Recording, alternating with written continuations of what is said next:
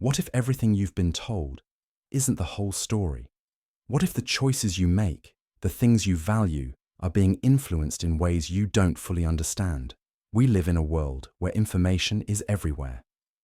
Ideas are constantly flowing into our minds, and yet, how often do we stop and ask ourselves, is this truly my thought, or is it just what I've been told to think? The first step to thinking critically is simple. Ask questions. It doesn't have to be complicated. In fact, some of the most important questions are the simplest ones. Why am I doing this? Who benefits from this decision? What would happen if I chose a different path? These questions aren't absurd. They're a way to engage your mind, to test the ideas and beliefs that shape your reality. It's easy to fall into a routine where we just accept the information we're given. But true critical thinking isn't about rejecting everything around you. It's about questioning it, testing it, seeing if it stands on its own merit. Because here's the truth. If you don't take control of your own mind, someone else will. But first, let's answer this. Why should you learn to think critically at all? Well, people and institutions that benefit from your unquestioning agreement rely on your lack of critical thinking. The easiest way to control someone is to make them think they arrived at a decision on their own, when in reality, they were guided there. Think about it. Real control isn't about forcing people into submission. It's about shaping their perception so that they willingly follow the path laid out for them, believing it was their choice all along. This is how narratives are constructed. Not by issuing commands, but by subtly narrowing the range of acceptable thoughts, by making certain ideas feel natural and others feel ridiculous. If you can control the questions people ask, you never have to worry about the answers they might find. Governments, corporations, media, they all understand this principle. They don't need to tell you outright what to think. They just need to create an environment where the correct conclusion feels obvious. Where questioning too much makes you an outsider. Where alternative viewpoints seem absurd, dangerous, or simply unthinkable. Take marketing, for example. A company doesn't have to convince you that you need their product. Instead, they flood your environment with images, stories, and ideas that shape your desires before you even realize it. They associate their brand with emotions, happiness, status, belonging. And when you finally make a purchase, you think it was entirely your decision. But was it? Or was it a conclusion you were subtly led toward? Every day, you are exposed to narratives designed to shape your thoughts. Advertisers want you to buy. Politicians want your vote. Social media algorithms want your engagement. But here's the problem. When you absorb information passively, you start mistaking external influence for independent thought. So ask yourself, is this really my idea? Or is it something I've been led to believe? Think about the power of branding. When you walk into a coffee shop and order a Starbucks drink, do you really believe it's just about the coffee? Starbucks has spent decades carefully crafting an experience. Warm lighting, friendly baristas, personalized cups, the illusion of a third place between work and home. It's not just caffeine they're selling. They're selling a feeling of comfort, familiarity, and even social identity. You don't just buy coffee, you buy into a lifestyle. Luxury brands operate the same way. A Rolex watch does the same thing as a $50 one, yet people are willing to spend thousands because of what it represents. The advertising doesn't focus on the mechanics of timekeeping. It focuses on prestige, success. The image of a man in a tailored suit, stepping out of a luxury car, adjusting the watch on his wrist. It implants a subconscious message. This isn't just a watch, it's proof of who you are. And just like that, the watch isn't just a timepiece, it's an identity statement. Consider how Apple markets its products. They rarely focus on technical specifications in their ads. Instead, they create sleek, minimalist campaigns with phrases like "think different." They associate their brand with creativity, innovation, and exclusivity. Owning an iPhone isn't just about having a phone, it's about being part of an elite group. And when millions line up to buy the latest model, despite only minor changes from the previous version, they believe it's their own excitement driving the purchase. But is it? Or is it the result of years of subtle conditioning? And then there's the beauty industry. The entire premise of modern beauty marketing is built on a simple but effective trick. First, they make you feel inadequate. Then they sell you the solution. Think about how skincare commercials work. They zoom in on flawless, airbrushed faces, subtly implying that any imperfection is a problem. They introduce terms like anti-aging and imperfection correction, as if aging or having pores is something that needs to be fixed. Once that insecurity is planted, they present their product as the answer. And the best part? They never had to tell you directly that you were flawed. You came to that conclusion yourself, but only because they led you there.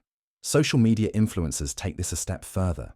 When you see someone casually recommending a product, it doesn't feel like an advertisement. It feels like a trusted friend giving advice. But in reality, that post is carefully scripted, the lighting perfect, the message subtly designed to make you think, if they use this, maybe I should too. And since it doesn't look like traditional advertising, your guard is down. You absorb the message without resistance. Fast food chains have mastered this as well. Ever notice how McDonald's commercials rarely focus on the actual food? Instead, they show families smiling, kids laughing, groups of friends enjoying life together. They aren't selling burgers. They're selling moments of happiness, nostalgia, and togetherness. And when you're feeling lonely or stressed, grabbing a Big Mac suddenly feels like a comforting choice. Not because you consciously thought, this will make me happy, but because your brain has been conditioned to link those golden arches with warmth and familiarity. Even the idea of Black Friday sales is a psychological manipulation. Retailers don't just offer discounts, they create a sense of urgency. They use phrases like limited time only or only a few left to trigger the fear of missing out. They know that when people believe they're competing for scarce deals, logic takes a backseat to impulse. Suddenly, you're buying things you don't even need. Not because you made a rational decision, but because you were led to feel like you had to act now. And let's not forget one of the most successful marketing strategies of all: subscription models. Companies like Netflix, Spotify, and Amazon Prime don't just want you to buy something once. They want to lock you into a continuous cycle of spending. They offer free trials, knowing that most people won't bother canceling. They make their services feel essential to modern life, embedding them so deeply into your habits that unsubscribing feels like losing access to the world. And so, month after month, the money flows, and you don't even think twice. This is the power of marketing, not to force you, but to make you want something before you even realize you were influenced. The next time you feel the urge to buy something, pause. Ask yourself, do I really need this? Or have I just been made to feel like I do? Because the moment you start recognizing these tactics, you begin to reclaim your power over your own decisions. History is full of examples. Propaganda shaping entire generations, media spinning narratives to push an agenda, corporations creating artificial needs to drive consumption. But when you think critically, you see through it. Consider this: Germany, 1930s, a country in crisis, people desperate for solutions. And then, a carefully crafted narrative emerges. A leader rises, promising strength, prosperity, unity. But behind the slogans, behind the orchestrated rallies and powerful speeches, was something far more sinister. One of the most sophisticated propaganda machines in history. The Nazi regime didn't just control the media. They controlled the minds of an entire generation. They repeated the same lies so many times that they became truth in the public consciousness. Books were burned. Alternative voices were silenced. Dissent was painted as betrayal. Millions followed, not because they were inherently evil, but because they never questioned what they were being told. But the danger of propaganda didn't end in the 20th century. Think about the Cold War. Two global superpowers, both shaping reality through narratives. In the Soviet Union, censorship was extreme. The government dictated what people could read, what they could watch, even what they could joke about. But the West had its own propaganda machine. The Red Scare turned suspicion into hysteria. People were blacklisted, careers destroyed, lives ruined. Not because they had committed crimes, but because of an idea planted in the public's mind, that they could be enemies within, hidden threats to democracy. When fear is used as a tool, critical thinking is the first casualty. That's not all. Media has long spun narratives to serve hidden interests. Take the Spanish-American War in 1898. Before the US entered the war, newspapers owned by media moguls at the time published exaggerated and often false stories about Spanish atrocities in Cuba. Sensational headlines, emotional language, and fabricated accounts were used to stir public outrage, pushing America into a conflict it might have otherwise avoided. And the public, caught in the emotion of the moment, never thought to ask, is this true? Who benefits from me believing this? And what about corporations? They don't just sell products. They sell desires, insecurities, illusions. The diamond industry is a perfect example. Before the 20th century, diamonds weren't rare, and they weren't necessary for engagement rings. But then came a brilliant marketing campaign. A diamond is forever. The De Beers Company artificially limited supply to create the illusion of scarcity. They planted the idea that a marriage proposal without a diamond wasn't real love. They controlled the perception of value. And now, generations later, people still spend months of their salary on a small rock, believing it's tradition, never stopping to question, who told me this, and why? Or take the tobacco industry. In the 1950s, smoking was marketed as glamorous, sophisticated, even healthy. Advertisements featured doctors recommending cigarette brands. Medical studies were funded by tobacco companies to downplay the risks. It wasn't until decades later that the truth about lung cancer and addiction became undeniable. But by then, generations had already been hooked. All because people trusted the narrative without questioning who was writing it.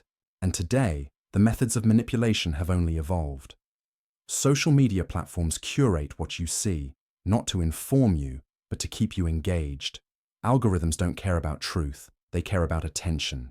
The more outrage, the more division. The more extreme the content, the longer you stay. And every second you stay is another dollar made from your distraction. Ask yourself, how many of my beliefs have been shaped by what an algorithm decided to show me? See, history repeats itself in different forms, but the pattern is always the same. Those in power control the narrative, and those who don't question it become pawns in someone else's game. But when you think critically, you start to see the patterns.